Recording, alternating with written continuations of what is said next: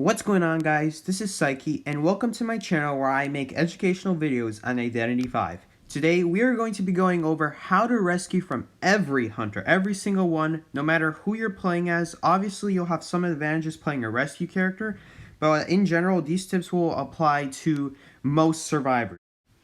Now, before we get into how to rescue from every single hunter, you must know the 4 basic principles of rescuing. And these 4 rules have to do with transition, hiding, waiting, and avoiding the double hit after a rescue. These are pretty basic. I will go over them pretty briefly, but you must know these in order to do any successful rescue. First, transition. When someone goes down soon, you must transition to the chair immediately. If the person is already nearby when they get chaired, obviously you're already next to them, so there's no need to transition. Number 2, stay hidden. You do not want to get seen by the hunter from far away. Otherwise, you'll get into problems such as getting hit far from the chair, which goes into more problems. Just in general, stay hidden. Don't get seen from far. If you do, use your items. Number 3, wait. Do not rescue too early. Obviously, this depends on every hunter, how early you want to reveal yourself and try to rescue, but in general, you must wait. And you do not want to rescue before, let's say, around 25%. After that, it's okay, but preferably 40%, between 50% is best. And number 4, do not get double hit after rescuing. If you manage to get this far and rescue the person without getting hit, you may go ahead and take a hit for the person. Now that we got these 4 rules out of the way, let's go into how to rescue from each hunter. First off, Ember. Ember is a little bit tricky. What you want to do against Ember is you don't want to wait too long before you reach the chair. You want to reveal yourself generally early because you need to bait out those fire spirits. I'm going to call them fire spirits. And the reason you need to do so is because Ember only has a certain amount of energy. Once you start running that energy low, he will have no choice but to basic attack you. And really, you do not want him to hit you and also have his fire spirit attacking you, so you must start baiting them out, and when you bait it out, go away from chair and keep repeating this process until his fire spirits run out. You can also lure them away from the chair if he refuses to take them away, but in general, you want to do this with the fire spirits. Always stay next to the hunter, try to bait them out, and in general, you want to be mercenary. It's best to be mercenary so that way you can be very mobile about it, very easy to avoid the fire spirits from hitting you. Well, now what about the puppets? The puppets is much easier. Puppets, you just need to touch the puppet. Even if it's not already been activated, if you touch the puppet and the Ember activates it, it will not attack you for about 5 seconds. So you have about 5 seconds of not being able to get hit by the puppet. So it's much easier. You can actually control it by disrepairing it, and you will have a brief time where no one will get hit, including you and the person off the chair. Clown is pretty simple since he doesn't have any way of doing multiple hits at once, but be wary of his dash. His dash recovers super fast, so what you need to do is as soon as you get hit by the dash, rescue the person, elbow pad away. You don't want to get double hit because if you get double hit, you are going to be on the ground for like at least 2 minutes from a clown at least. So remember, do not get double hit by a clown. Just do the rescue super fast. Don't even worry about the person. Just all you need to worry about is you getting out alive. Number 3, Gamekeeper. Gamekeeper is super luck based. What Gamekeepers will try to do is they're going to try to terror shock you with a hook and then knock you down. Even Mercenary will not save you from this because the hook does 3/4 damage, so you will die immediately to a double hit terror shock hook. What you need to do is you can wait it out and hope the Gamekeeper uses the hook. You can walk next to the chair to make it look like you're rescuing. You can touch the chair for a moment and try to bait out the hook that way. Really, it's a luck-based scenario. You either get it or you don't.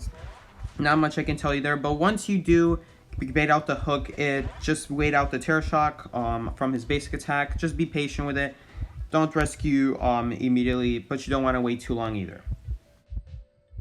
Ripper is an interesting one. If there are walls nearby the chair, you can actually use those to your advantage because if there is a wall next to a chair, you can actually go next to the chair and then go behind the chair, and it makes it really difficult for the hunter for the Ripper to try to foggy blade you if you're constantly moving around like that and you're not in an open area. Now, if the chair isn't in an open area and you don't manage to dodge the foggy blade, or there were walls nearby but you still failed to dodge the foggy blade, what you need to do is you need to immediately rescue and then elbow pad away. You actually rescue faster than the Ripper can double hit you. So as long as you don't do those two things, you will never get double hit. Maybe if you lag out, you will. But it's okay as long as you do not get double hit. That is the basic rule of rescuing. Just don't get double hit as long as you do the rescue. Don't worry too much about the Foggy because like I said, it takes too long for him to double hit you before you can just elbow pad away. Spider, her only way of hitting you multiple times is her spider web and basic attack combo. So what my spiders will try to do is they're going to try to shoot a spider web at you, and they're going to try to wait out that cooldown until they can spider web you again. Now sometimes they'll try to go for a terror shock, so you need to be careful. In general, you should be trying to dodge the spider web from far. That is how it should be going. If you don't worry too much about it. It's not like you're dead yet. Just make sure you try to rescue before she gets that next web off of cooldown. Geisha, be careful of Geisha because Geisha has that 1000 presence ability where she can float up in the air and try to hit you with no recovery. In general, you should always be looking at her face as you're walking around. Get close to the chair, walk backwards. It's really not that hard to dodge because she is too slow when she floats down back to the ground. Even if she tries to dash to you, it's a little bit too slow. Just know your distance, know her hitbox, you'll be fine. Now, if she isn't using 1000 presence, you'll also be fine. She has no extra way of attacking you. And really, she's just a slow attacking hunter, so you shouldn't be getting terror shock from her either. Should be a pretty easy rescue. Next up is Chang. Now, Chang has two different forms that you need to be careful of. He has the white form and the black form. Now, this is the first time, other than the Ember hunter, where I will be specifically telling you guys to come a little bit early to the chair. Don't wait it out so long until it gets really close to half. If it's Blackguard, that's what you need to do. You need to come to the chair at around 30%, because most Changs, if you do not come to the chair a little bit early, they will just bell you. And it's going to be really risky trying to go for a rescue because then they can very easily terror shock you with that super fast attack. So what you need to do is you need to come to the chair around 30%. Some Changs will bell you and then they'll hit you. Some will just hit you right away. It does hurt a little bit that you can't do a super late rescue where it's just barely at halfway, but it is the safe route and that is the route you must go with Black Chang. Now, as for white Chang, if you're a mercenary, if you're Gravekeeper, you can just dig down. If you're Gravekeeper as mercenary, you can just elbow pad. If you're ever in that scenario where you're neither of those characters, you can also just stay next to a pallet. And a lot of white Changs will try to bait you to drop it. And don't forget, he can still soul siphon you as you're dropping the pallet. So remember not to drop the pallet immediately. Be patient with it. Watch my kiting guide video on how to drop pallets correctly. Now, if they have full presence, then full presence white Chang shouldn't be that hard to dodge because his soul siphon hitbox for when he switches forms is actually a lot smaller than it looks. So you shouldn't have too much trouble with that. Just get familiar with the hitbox. That's all I can tell. Now, Black Chang, if he, let's say he's in white form and he switches to black form, you need to make sure you're coming to the chair even earlier than before because now he has two bells, so you need to be careful of that. But in general, it shouldn't be that hard either.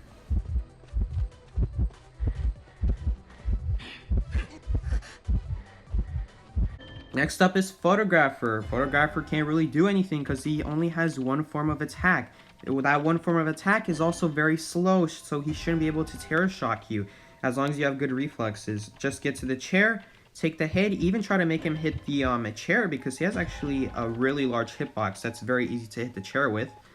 If you can't, that's fine. Just take the hit, rescue, and elbow pad away because his recovery is super fast.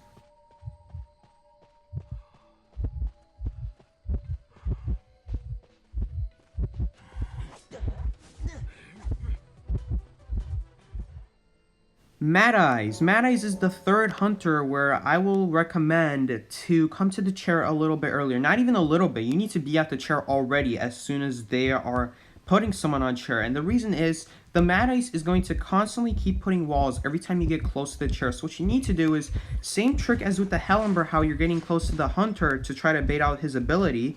You need to get close to the Mad Eyes and try to bait out that wall. Now, like, he will likely have around 200 to 300 energy, maybe 400, and each wall takes around 60-50. So what you need to do is you need to be at the chair right away, and you need to get close to the chair every single time. as to, so you can try to get those walls out. Once he gets 0 energy, the Mad Eyes can't do anything.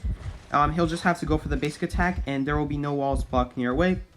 Sometimes there will be multiple machines next to the chair, so that strategy might be a little bit iffy, but that's really the best you can do against Mad Eyes. Just try to keep baiting out the walls. You need to come to the chair early, but remember, don't rescue too soon early. That is the goal. Not to rescue too soon, but also you're trying to get it in that between zone where you're baiting out the abilities, you're not going too early for the rescue. Really, that is the best way to rescue against Mad Eyes. Feaster. Feaster is one where you actually don't have to come to the chair early. A lot of people think you have to come to the chair early for that. You do not. You can actually come to the chair around 40%, and the reason is because those tentacles are actually really bad at hitting people. You can circle the tentacle, you can walk in the range and then outside of the range very briefly to bait the Feaster into using it. If there is an obstacle nearby the chair, or the chair itself can be used as an obstacle, then you can actually just hide behind that obstacle, and the tentacle will not be able to hit you either. There are a lot of ways to avoid tentacles, and even if he does hit you with a tentacle, you can immediately rescue and elbow pad away. It's going to be very close, but you can do it. You can definitely get away without getting double hit. That is the best way to rescue against Feaster. Making sure you're avoiding those tentacles, and if you don't avoid them, it's alright. Just stay close to the chair, so as soon as you do get hit, you can rescue immediately and just elbow pad off. Same thing with Ripper. Those two are very close together, Ripper and Feaster. It's very close, similar strategy there. If you do get hit by the ability, just make sure you're ready to rescue immediately and just get out of there. Dream Witch only has one form of attack, but she also has several different traits such as Patroller and Blink that she can use at once. So we are not going to be going with Patroller because Patroller, it gets really complicated depending on whether or not the hunter even has Patroller or if they were forced to use all their Patrollers. So we're just going to go over what the basic Dream Witch strategy is. And that is that they will have one servant sitting at the chair and the other patrolling. So what you need to do in that scenario is you need to pay careful attention to where that second servant is patrolling.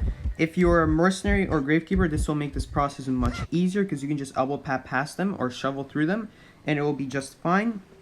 Really, if you're any other character, such as Prospector, you will struggle. You probably won't be able to go for the rescue if that happens. But with Mercenary and Gravekeeper, you can just get past them, no problem, as long as you use your abilities. Now, once you're at the chair and you still haven't gotten hit, it shouldn't be too hard to rescue. Dream Witch Leech only has one form of attack, so just make sure you avoid the Terror Shock, and you'll be fine. Here's actually a fail example of what this looks like if you're not hiding correctly.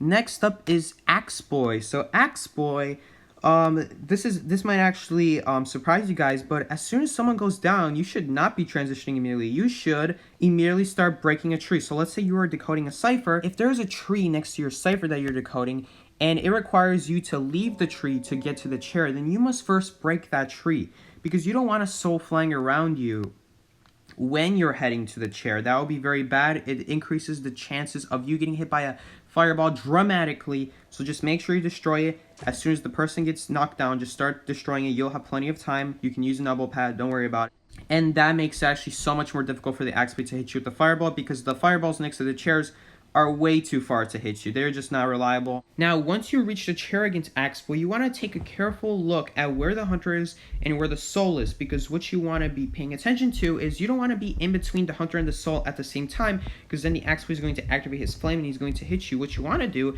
is you want to purposefully walk into the path and then walk away to bait them out into using it. And as soon as you walk away, there is nothing the Axe Boy can do. He just can't catch up to you because the soul follows him. It doesn't follow you.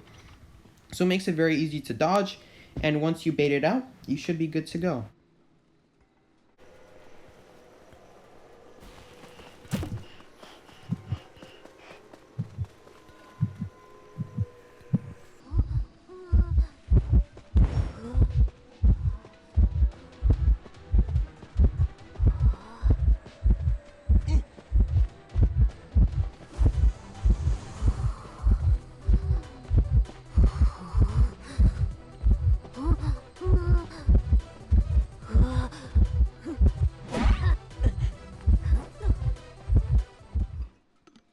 Lizard. Lizard is one that I'm notoriously bad at rescuing against, and that is because his circle at smashing is really big. So you do not want to get smashed by Lizard, obviously. There is no way to actually get smashed by Lizard and rescue an elbow pad away. He's actually too fast for that. He's the one hunter where he can use his ability and still manage to hit you in time before you elbow pad away. Now the reason Feaster can't actually double hit you is because he has a slight animation when he throws down a tentacle, so he can't do anything. Lizard, on the other hand, he can just hit you with a smash and immediately hit you again. So you need to absolutely dodge the smash. And I really don't have much tips for that because his smash area is really big. So you just need to get close to the chair and walk away and just keep trying to bait it out. Really not that much you can do. If you do manage to dodge the smash, then just make sure you avoid the Terror Shock. He is a fast attacking hunter, so you need to watch out for that and go ahead and rescue. You should be good to go after that. Blood Queen. Blood Queen is an easy one as well because she only has one form of attack, and that is her basic weapon. Just make sure you don't get mirrored from far. If you do get seen from far and she's trying to hit you with a mirror, that is when being Gravekeeper or Mercenary really helps a lot, because then you could just use your items and completely avoid the hit in general. Once you're at the chair, she's a slow attacking hunter. It is very hard for her to Terror Shock you. As long as you have good reflexes, you should be able to avoid it and go ahead and get an easy rescue.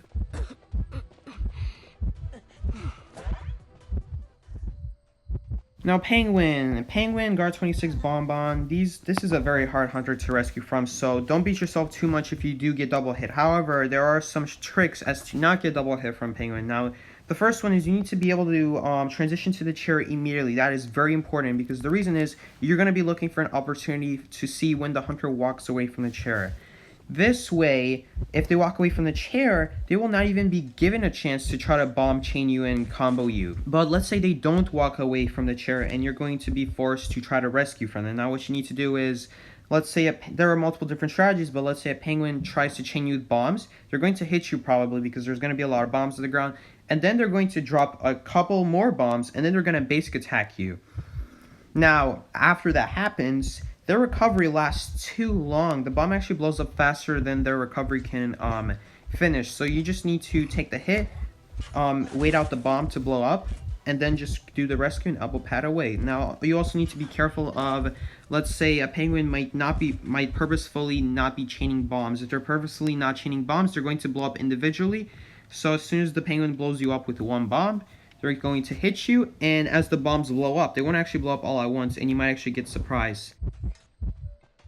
Really, just remember, the strategy with Penguin is they're going to be trying to basic attack you, and then as they're in their basic attack recovery, they are going to try to bomb you as well.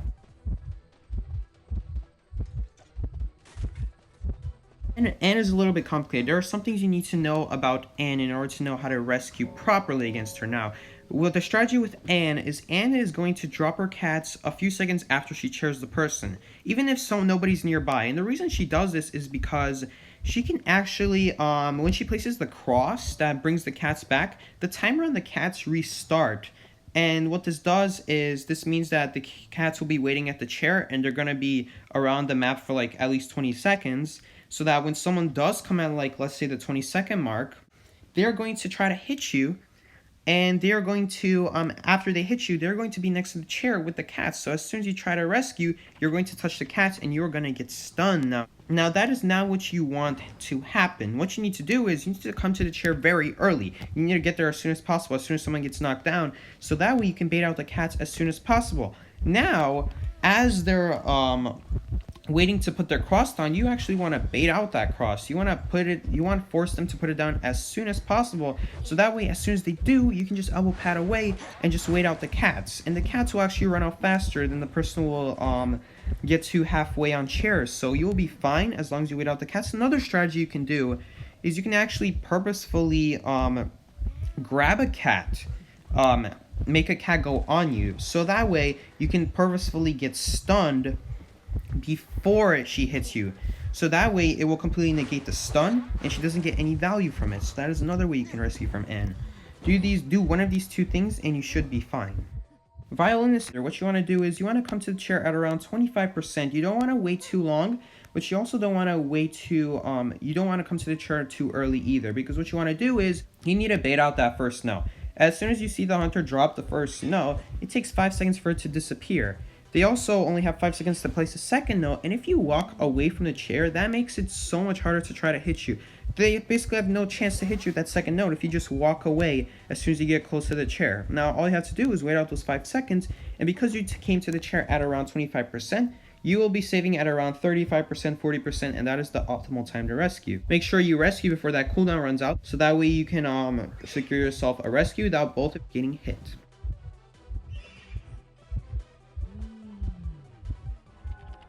And finally, Sculptor, Statue Lady, whatever you want to call her. She is a little bit complicated because similar to how Axe Boy plays, you need to be looking all around you for the ability. Now, Sculptor is very similar to Axe Boy, where you need to be looking all around you constantly. Remember that the statues can only go vertically and horizontally, so as long as you stay diagonal of that, they cannot hit you.